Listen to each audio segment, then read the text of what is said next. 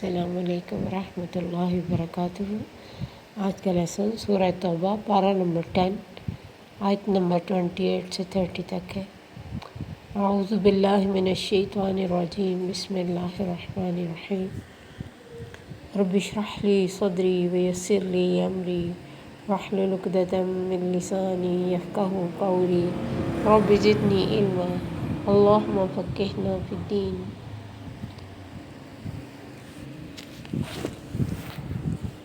یا ایہا الذین آمنوا، اے لوگو جو ایمان لائے ہو، انما المشرکون نجس، بے شک مشرک ناپاک ہیں، فلا یقربوا المسجد الحرام، تو نہ وہ قریب جائیں مسجد حرام کے، بعد عامہم ھذا، اس سال کے بعد، وإن خفتم عیلۃ، اور اگر تمہیں ڈر ہو مفلسی کا، فسوف یغنیکم اللہ من فضلہ، تو ان قریب غنی کرے گا تمہیں اللہ اپنے فضل سے، انشاء، اگر چاہے گا، ان اللہ علیم حکیم، بے شک اللہ جاننے والا حکمت والا ہے۔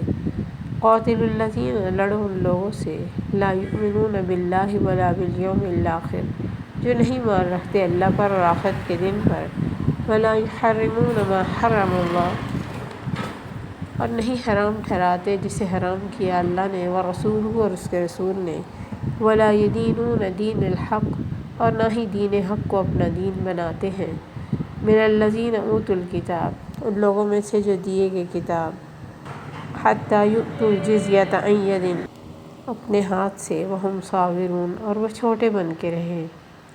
وقالت الیہود عزیر ابن اللہ، یہود نے کہا عزیر اللہ کا بیٹا ہے۔ وقالت النصارى المسیح ابن اللہ، اور نصارہ نے کہا مسیح اللہ کا بیٹا ہے۔ ذلک قولہم بافواہہم، یہ باتیں ہیں ان کے منہوں سے، یضاہرون، مشابہت کرتے ہیں، قول الذین کفروا، قول ان لوگوں کے جنہوں نے کفر کیا، من قبل، ان سے پہلے، قاتلہم اللہ، مارے ان کو اللہ، انا یؤفکون، کہاں سے بہکائے جا رہے ہیں۔ اللہ ایمان والوں سے فرماتے ہیں کہ مشرک نجس ہے، جیسے شروع میں ہی ہم نے سورہ توبہ کے شروع میں پڑھا کہ اللہ بری الذمہ ہے ان لوگوں سے۔ تو مشرک نجس اپنے عقیدے کے لحاظ سے ہوتا ہے، اپنی نیت اور اپنی باتوں کے لحاظ سے، ویسے ظاہری نجاست نہیں اس سے مراد، دل کی نجاست مراد ہے، کیونکہ جس نے اللہ کی توحید میں خلل ڈالا اس نے گندگی شامل کی، اللہ کا کوئی شریک نہیں، اس نے شریک بنایا، اس لیے اللہ نے فرمایا یہ نجس ہے، اور ایک جگہ تو فرمایا یہ آگ کی طرف بلانے والے لوگ ہیں، اور مسلمانوں کے کبھی بھی خیر خواہ نہیں ہو سکتے۔ تو یہ مشرکین ناپاک ہیں، تو اللہ کی پاک مسجدوں کے قریب نہ جائیں۔ یہاں خاص طور پہ مسجد حرام کا ذکر ہے، اس سال کے بعد وہ مسجد حرام میں نہیں آئیں گے۔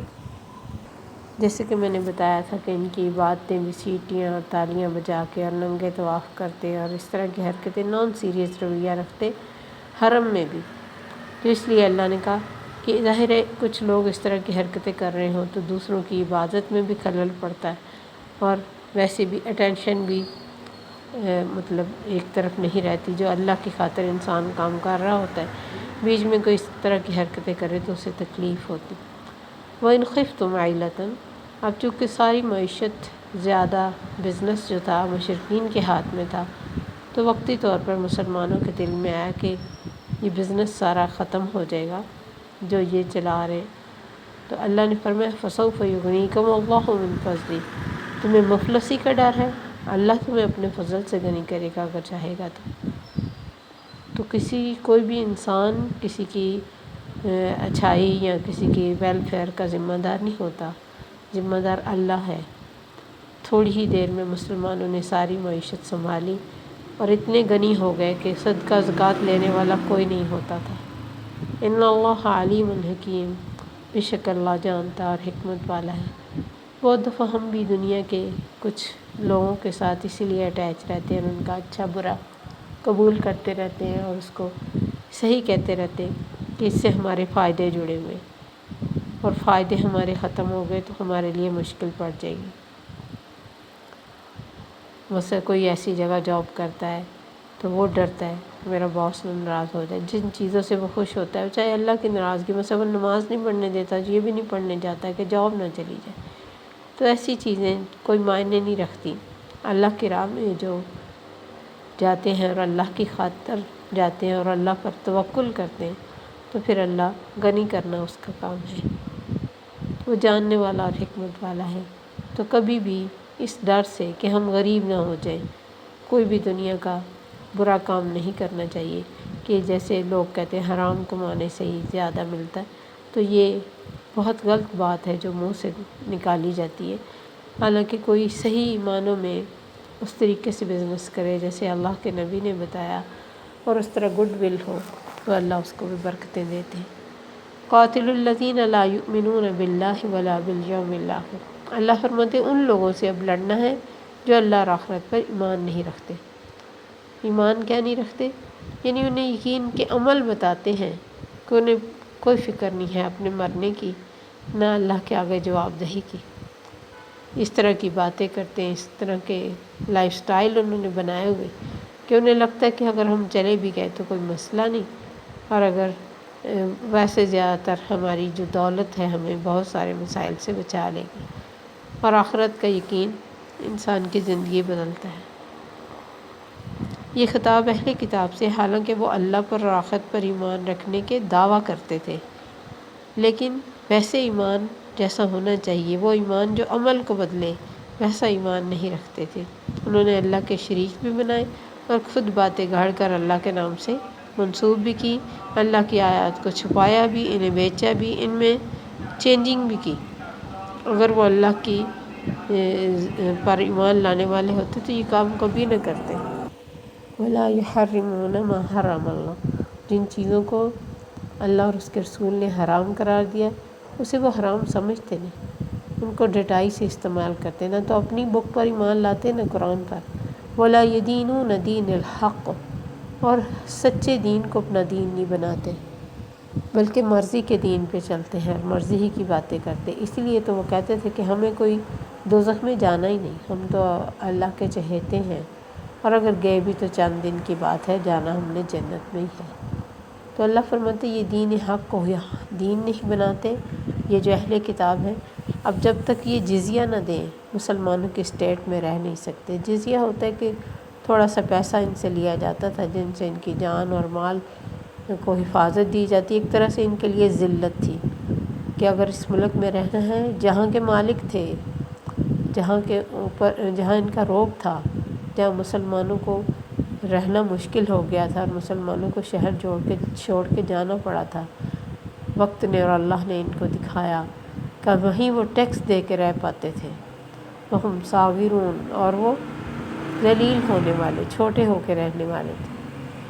اور یہود نے کہا کہ عزیر اللہ کا بیٹا ہے، اور مسیح نے کہا کہ نصارہ نے کہا کہ مسیح اللہ کا بیٹا ہے. یعنی دونوں کی بات ایک ہی ہے، اپنے اپنے حساب سے انہوں نے شرک کیا. اللہ فرماتے ذَلِكَ قَوْلُهُمْ بِأَفْوَاهِهِمْ. یہ ان کے منہوں کی باتیں، حقیقت سے اس کا کوئی تعلق نہیں. شرک ہر دور میں آتا رہا، اس کی شکلیں چینج تھی لیکن بیسک سوچ بیچ میں ایک ہی تھی. عیسائی کہتے ہیں کہ عیسیٰ علیہ السلام جو صلیب پہ چڑھ گئے وہ ہمارے سارے گناہوں کا کفارہ ہو گیا، اور اسی طرح یہودی عزیر علیہ السلام کو اللہ کا بیٹا کہتے ہیں. اللہ فرماتے ان کے منہوں کی باتیں ہیں اور ان کے باتیں ملتی جلتی. کہاں اتنا فرق، مطلب اہل کتاب موسیٰ علیہ السلام اور عیسیٰ علیہ السلام کے زمانوں کا بے شمار فرق ہے، لیکن باتیں ایک جیسی ہیں. زمانے بدل گئے، انبیاء بدل گئے، بک بدل گئی، تورات تھی، انجیل آ گئی، لیکن باتیں وہی، سوچ وہی کہ کسی بھی طرح ایزی راستہ نکال لیں اللہ کی طرف سے سب کچھ پانے کا. تو اللہ فرماتے ان کافروں کی باتیں بھی ان سے ملتی جو ان سے پہلے گزرے. قاتلہم اللہ. اللہ کی مار ہو ان پہ. انا یوفکون. کہاں سے وہ بہکائے جا رہے ہیں.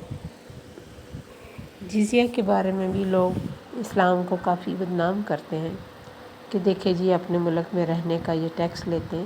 تو اس میں کوئی سختی نہیں تھی، بہت آسانی سے اور بہت تھوڑا سا جزیہ لیا جاتا تھا. جیسے یہ حدیث میں آتا ہے کہ حضرت سفیان بن عیینہ کہتے کہ میں نے مجاہد سے پوچھا کہ شام کے کافروں سے تو سالانہ 4 دینار لیے جاتے ہیں اور یمن کے کافروں سے صرف 1 دینار، اس کی کیا وجہ؟ انہوں نے کہا اس لیے کہ شام کے کافر زیادہ مالدار ہیں۔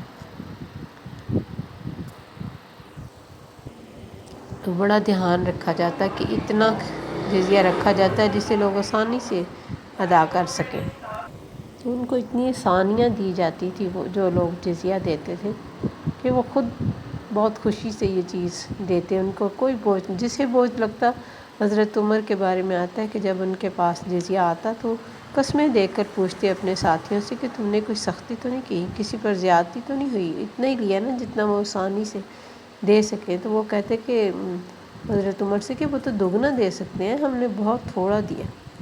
جیسے اسلامی سالار سیدنا ابو عبیدہ بن جراح کو جب حمص سے واپس جانا پڑا تو آپ نے جزیہ دینے والوں کو بلا کے کہا کہ ہمیں تم سے جو تعلق تھا وہ اب بھی ہے، لیکن اب چونکہ ہم تمہاری حفاظت سے قاصر ہیں لہٰذا تمہارا جزیہ تمہیں واپس کیا جاتا ہے، یعنی چھوڑ کے جا رہے تھے۔ کئی لاکھ کی وصول شدہ رقم انہیں واپس کر دی۔ عیسائیوں پر اس واقعے کا اتنا اثر ہوا کہ روتے جاتے تھے اور جوش کے ساتھ کہتے کہ اللہ تمہیں واپس لائے۔ اسی طرح یہودی بھی، یعنی اچھے اخلاق کے ساتھ ہمیشہ مسلمانوں نے ہر کام کیا۔ یہ صرف اسلام کو بدنام کرنے کے لیے لوگ مختلف قسم کی باتیں کرتے ہیں، اور چونکہ لوگ زیادہ دین کو جانتے نہیں ہوتے تو وہ سمجھتے کہ شاید جو یہ کہہ رہے ہیں وہ صحیح ہے۔ سیدنا مغیرہ بن شعبہ نے کسی جنگ کے موقع پر کسریٰ کے سپہ سالار سے فرمایا تھا، ہم عرب لوگ سخت بدبختی اور مصیبت میں تھے، بھوک کی وجہ سے چمڑے اور کھجور کی گٹھلیاں چوسا کرتے اور چمڑے اور بالوں کے کپڑے پہنتے، درختوں اور پتھروں کی پوجا کرتے۔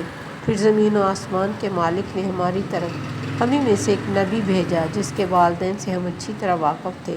ہمارے نبی ہمیں پروردگار کے رسول نے ہمیں حکم دیا کہ تم سے جنگ کریں تاکہ تم اکیلے اللہ کی عبادت کرو یا پھر جزیہ ادا کرو۔ ہمارے نبی نے ہمیں پروردگار کا یہ پیغام بھی پہنچایا کہ جو شخص ہم میں سے قتل ہوگا وہ جنت کی ایسی نعمتوں میں رہے گا جو کسی نے دیکھی بھی نہیں، اور جو بچ گیا وہ تمہاری گردنوں کا مالک ہوگا۔ یہ بخاری کی حدیث ہے۔ یعنی وہ اس چیز کو سمجھ گئے تھے جو مسلمان ہیں کہ اللہ نے کس طرح ہمارے حالات بدلے، اور اسی لیے وہ بہت اعتماد سے ان کافروں کے ساتھ بات کرتے تھے۔ تو کوئی بھی مسلمان حکمران ایسا نہیں ہے، ایک بھی مثال نہیں دی جا سکتی کہ اس نے فتح کے بعد اپنے ان علاقوں پہ جن پہ ان کا قبضہ ہوا کوئی ذرا سا بھی ظلم کیا۔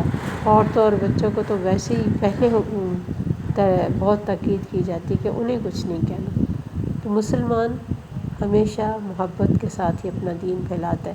جو مسلمان نہیں ہوتے، صحیح معنوں میں دین کو جانتے نہیں ہوتے، وہی بدنام کرنے والے بنتے، جس سے پورے دین کا امیج خراب ہوتا ہے۔ السلام علیکم ورحمۃ اللہ وبرکاتہ۔